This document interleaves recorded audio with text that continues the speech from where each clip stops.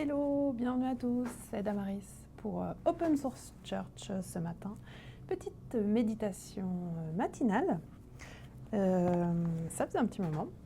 Donc j'ai repris le journal de prière, ici de Rolf Schneider, qui est très connu pour ses chants de louanges. Et puis cette semaine, donc chaque semaine il y a un thème, et cette semaine, la semaine 18, le sujet de prière, c'est les responsables spirituels.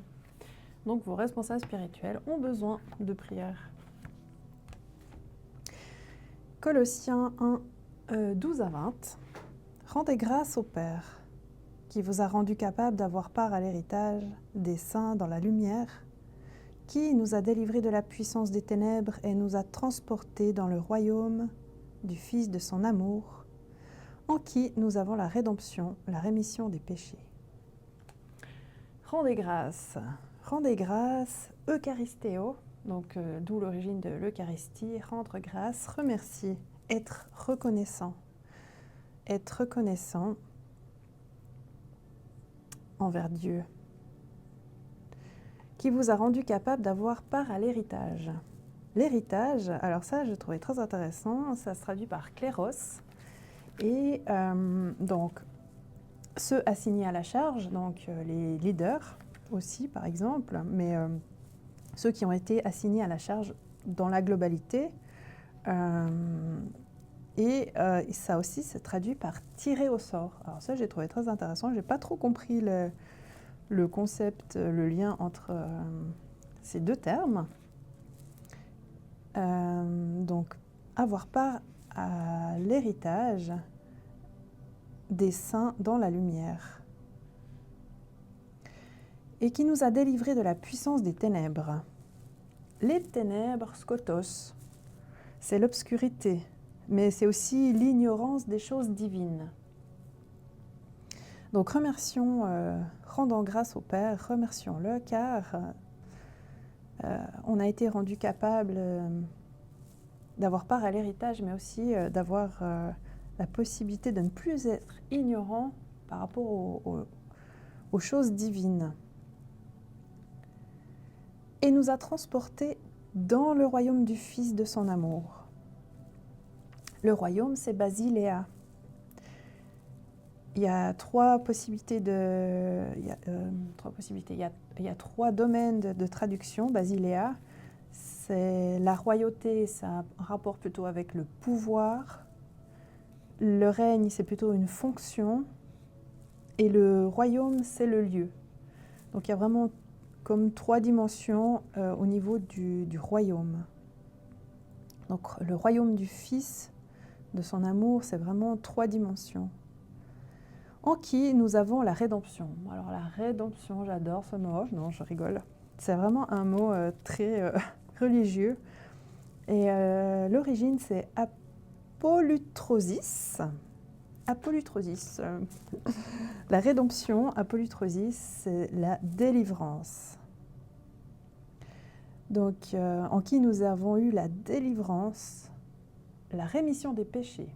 Alors, c'est comme péché, moi je supporte plus ce mot, j'ai vraiment un gros problème avec ça. En grec, c'est amartia ou amartia, je ne sais pas si ça sera, qui vient de amartano, amartaro. Merde, j'ai pas très bien écrit. Amarteo, tao. Mais l'important, c'est qu'on peut le traduire par manquer la cible.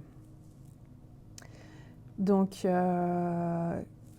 qui nous a permis d'avoir la délivrance et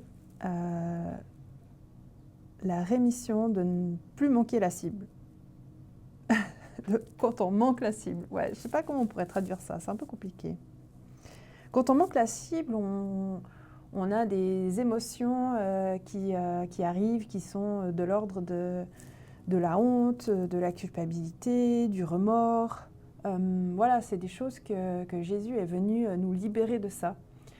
Des choses qui nous poursuivent depuis des années peut-être. On se dit « Ah, à ce moment-là de ma vie, vraiment, j'aurais jamais dû faire ça, c'est horrible ». Et en fait, la bonne nouvelle, c'est qu'il Jésus est venu sur la terre, c'est pour nous délivrer de ça, de ces émotions, de nous libérer de ces émotions horribles de culpabilité et de honte qui nous amènent souvent la mort. Ça nous amène même, maintenant ça a été prouvé scientifiquement, ça nous amène la maladie. Donc c'est tellement beau quand on voit ça de cette manière. Il est l'image du Dieu invisible, le premier-né de toute la création. Car en lui ont été créées toutes les choses qui sont dans les cieux et sur la terre, les visibles et les invisibles.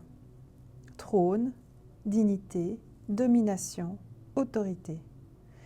Tout a été créé par lui et pour lui.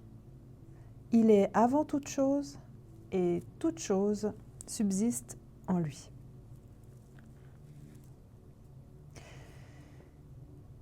Il est à l'image du Dieu invisible. L'image, c'est eikon en grec, c'est la représentation. Donc Jésus est vraiment la représentation visible de ce Dieu, de cette divinité invisible. Le premier-né de toute la création. Car en lui ont été créées toutes les choses qui sont dans les cieux, sur la terre, les visibles, les invisibles.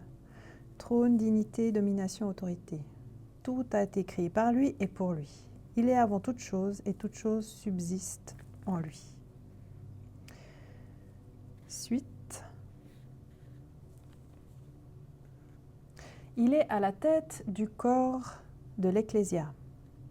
Il est le commencement, le premier-né d'entre les morts, afin d'être en tout le premier. Car Dieu a voulu que toute plénitude habitât en lui. Il a voulu par lui réconcilier tout avec lui-même, tant ce qui est sur la terre que ce qui est dans les cieux, en faisant la paix par lui, par le sang de sa croix. Ça, c'est beau. Car Dieu a voulu que toute plénitude habitât en lui. La plénitude, en grec, c'est pléroma. C'est rempli de la présence, de la puissance et de la richesse de Dieu. C'est la perfection, en fait. Habitat, katoakeo, c'est demeurer, établir. Donc c'est quelque chose de permanent. Ça veut dire que Dieu a voulu que toute sa plénitude divine, sa puissance, sa richesse, sa présence, donc toute sa perfection, puisse demeurer et être établie en Jésus.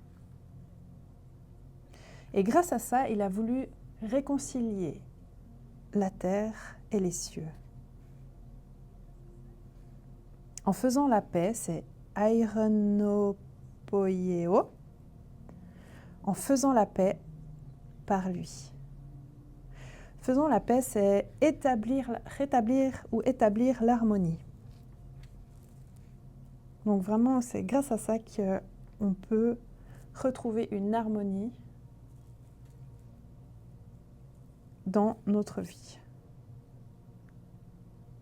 Et tout ça, ça a été fait par le sang de sa croix. Donc, grâce à son sacrifice. C'est quelque chose que je voulais partager aussi, qui est vraiment la suite de ça, qui est un peu plus loin dans le texte. Donc, Colossiens 1, 27. Christ en vous, l'espérance, l'anticipation avec plaisir, l'espérance de la gloire. L'espérance, c'est vraiment elpis, l'anticipation avec plaisir.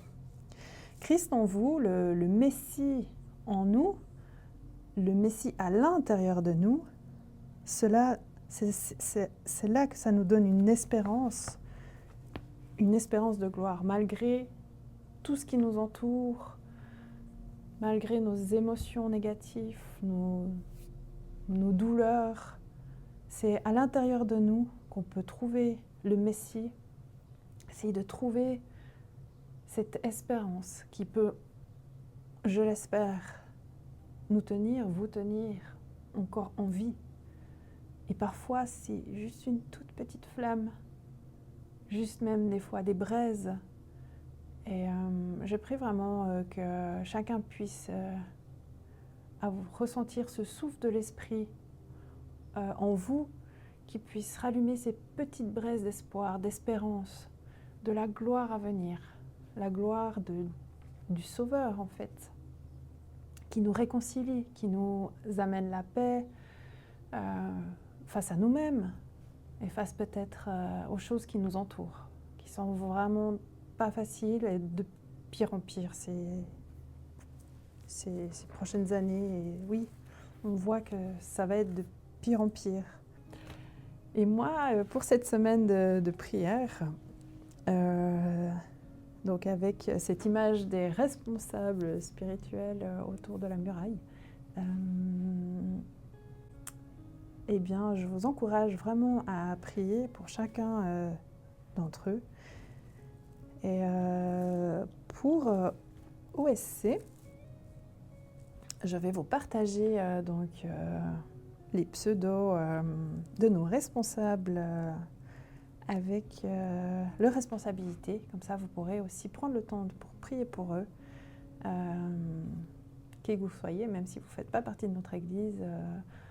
Nous, on a toujours besoin de recevoir des prières et de l'intercession. Donc, merci à chacun d'entre vous. On a tout d'abord Théologique, qui est chef de guilde, je vais y arriver, chef de guilde stratégie et communication. Il y a Elius, qui est chef de guilde Twitch. Il y a Firerock, qui est chef de guilde de la taverne. Ilans, chef de guilde activités et projets. Iroquois, chef guilde du Discord. Le Griffon Blanc, chef guilde spirituel. Pi Nanook Hortense Isley, chef guilde. Alors, le nom de la guilde n'est pas encore défini. Ça peut être la guilde mère, la guilde du Conseil Blanc ou, qu'est-ce qu'il y avait encore, la guilde du vaisseau mère. Je crois qu'on avait plutôt penché sur ça. C'est en cours. Et votre disciple servante présente aujourd'hui, Daemaris, pour la guilde bourse. Donc voilà pour ce moment de méditation. Je vous remercie de m'avoir suivi. J'espère que ce moment s'est bien passé pour vous. Je vous souhaite une bonne suite. Soyez bénis. Des bisous. À tout de suite. À bientôt.